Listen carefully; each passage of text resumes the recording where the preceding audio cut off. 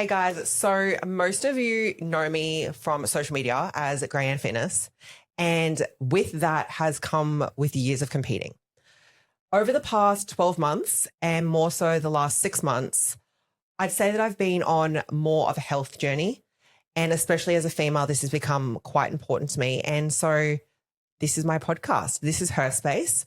And we're not only going to talk about my journey, we're going to get a bunch of guests on to talk about their journey as well, their experiences, their professions, little sneak peek there. And let's just see how it goes. So for many years, I was working as a nutritionist. I've also worked as an online fitness coach for a while now. It's actually time has flown. But a couple of years ago, my mum got really sick and she was rushed to hospital and she almost died multiple times. And through that process, she was obviously introduced to dietitians to help her along her journey. Obviously, she lost a lot of weight. My mum is a vegetarian and she's a really bad vegetarian. Love you, mum, but you're a terrible vegetarian. She will not eat any meat alternatives, anything like that. She genuinely just doesn't like meat.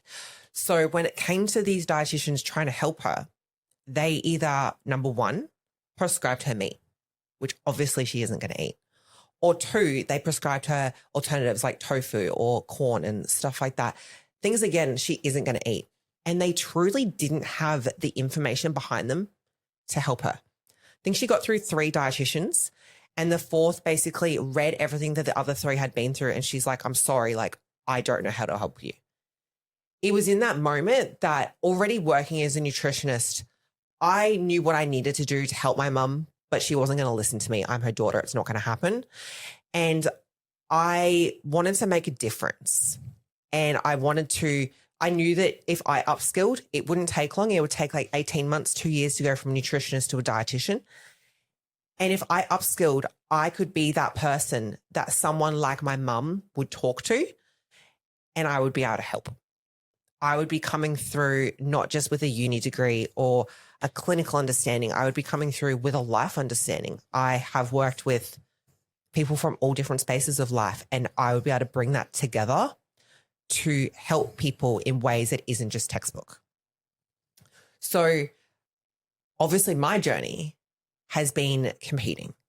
That with that comes a lot of restriction around food. And I don't mean that in a negative way. It's just what the sport is. You have a certain time frame and you need to get to a certain body composition. So obviously with that comes some restriction, and that's fine. I'm the perfect athlete and I will not go over by the gram. But with that, and through years of competing, I would be the first to admit that I developed quite a negative relationship with food. But I also stopped getting my period completely.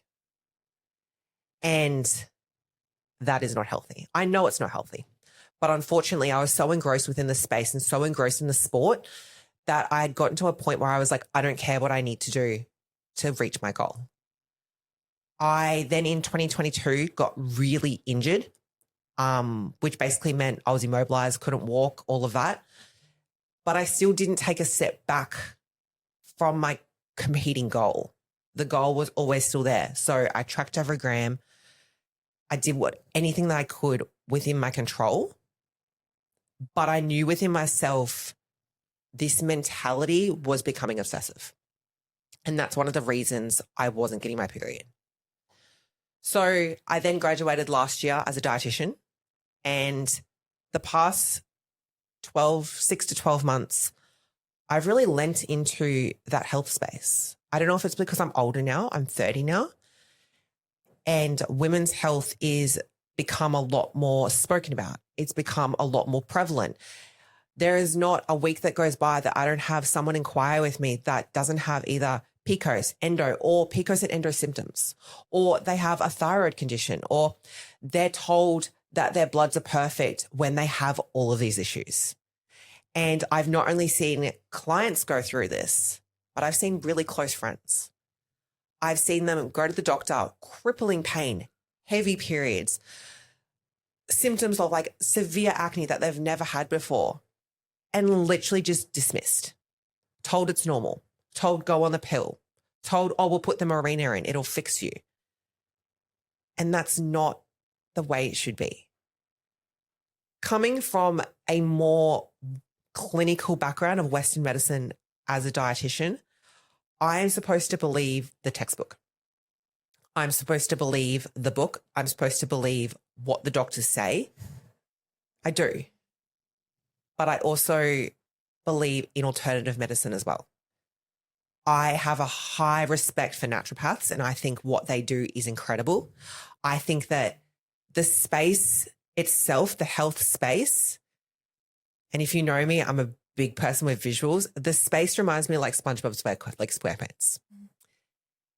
It's a big space with a lot of holes. And with those holes, I feel like we all need to work together to fill the gaps. And the space is so big and there is so many gaps that a lot of holes need to be filled. And someone like a naturopath needs to step into that hole instead of just doctors knowing a little bit about a lot. So I guess that's what has brought me here is I not only want to talk about women's health and make people realize that what they're going through, number one, they're not alone, but it's also not normal, and that there is ways to get help. There is ways to figure out what's going on with your body. It might be an argument with your doctor, or it might mean seeing a few different doctors, but what's going on with your body, you should know about. And that is what has brought me here. So if you are a female or a male and your partner is going through this and you have been someone that you have felt dismissed by a doctor, there is stuff that's going on that you can't explain because no one will give you the answers. I'm here to bridge that gap. I'm here to bridge that gap between Western and alternative medicine and kind of bring them together. And this is her space. This is my podcast. And here we are. We're going to go on this journey together. This episode today is more of just an introduction. I wanted to talk about my journey, what brought me here. I feel like if you've been following me for a while, you would see that things have shifted. I have taken a step back from the competing scene in probably the last 6 months since my last season last year. And there's no negative reasons there at all. I still have the most respect for competing, but I wanted to take control of my health. And I wanted to show that although I'm considered in Australia older in the competing scene, and if 5 years from now I want to get back on stage, I can. But at least I know I'm going to do it from a healthy angle instead of digging my body through the dirt because I feel like I'm running out of time. So this podcast in general, obviously we are going to have some awesome guests. Well, I think they're awesome.